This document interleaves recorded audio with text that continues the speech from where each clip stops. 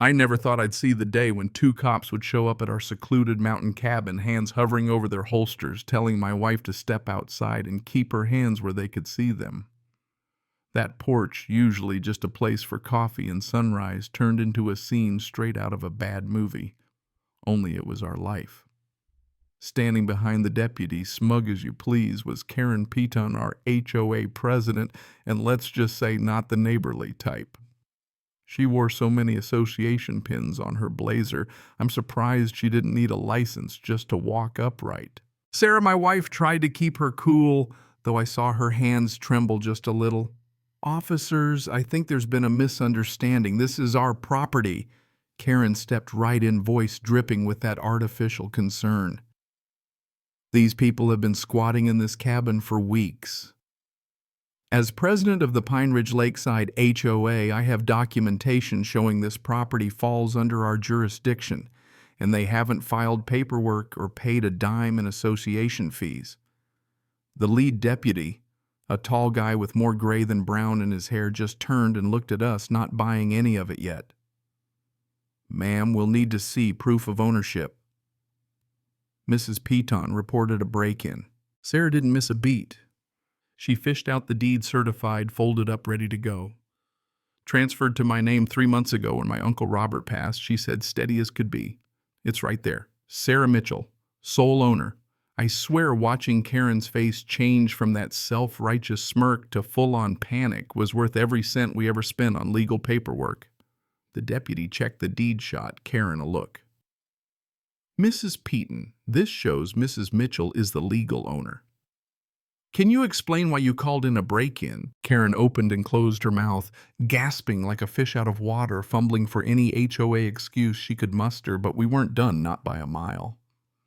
That was just the beginning of her unraveling, and looking back, I can almost laugh at how it all started. 3 months before that circus on our porch, Sarah and I were sitting in a stuffy lawyer's office in Denver. Her Uncle Robert, 40 years a forest ranger, had left her his old log cabin, 5 acres of pine, a sparkling lake views that made your soul ache. The attorney slid the deed across his polished desk, free and clear, no liens, no mortgages, and predates any HOA in the area. We drove up that weekend, heart-thumping, excited truck, loaded with groceries and all the optimism 2 city folks could fit into one rusty Ford. The cabin, man, it was like stepping back in time. Massive stone fireplace walls lined with books and old maps, windows that looked out at the Rockies, always changing with the light. We talked gardens, decks, plans for a proper vegetable patch, never in a million years thinking about HOAs.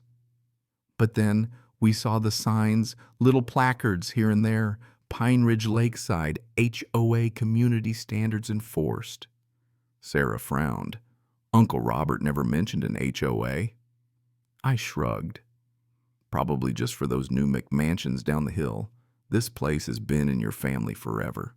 Big mistake. A week later, as we were cleaning up a busted old shed, a white Lexus glided up our gravel drive.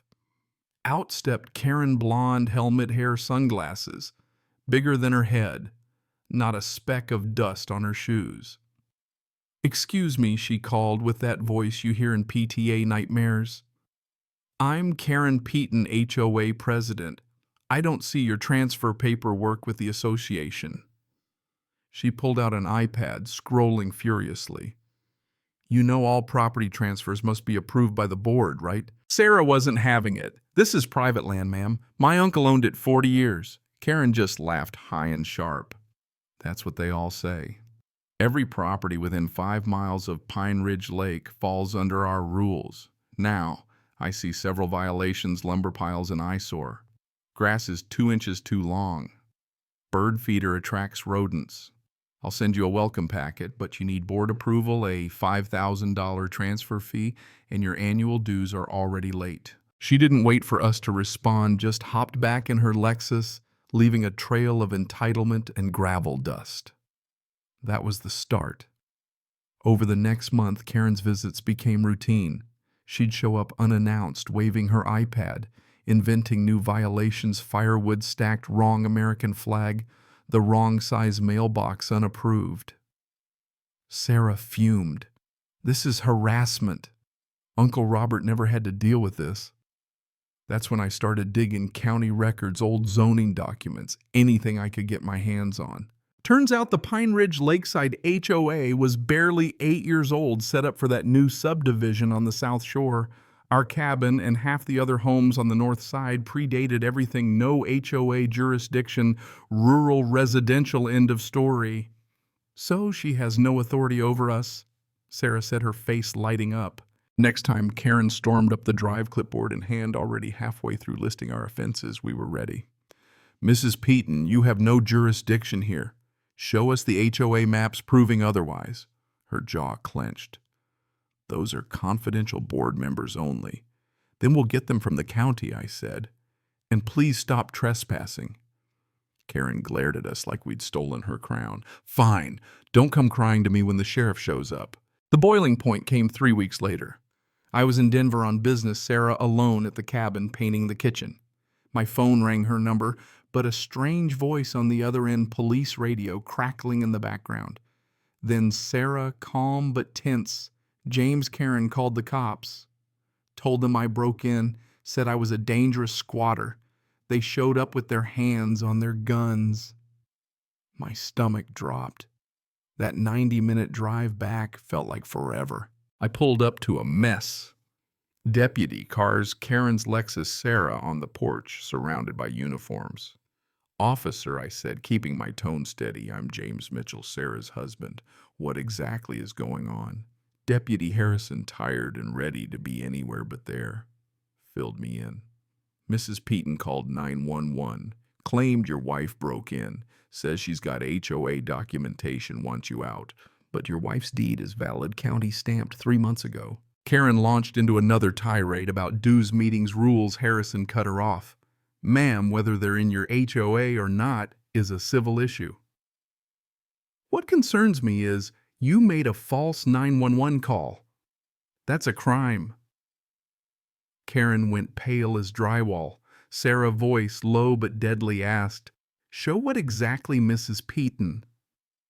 That you've been harassing homeowners who aren't even in your association. Harrison's advice as the deputies packed up.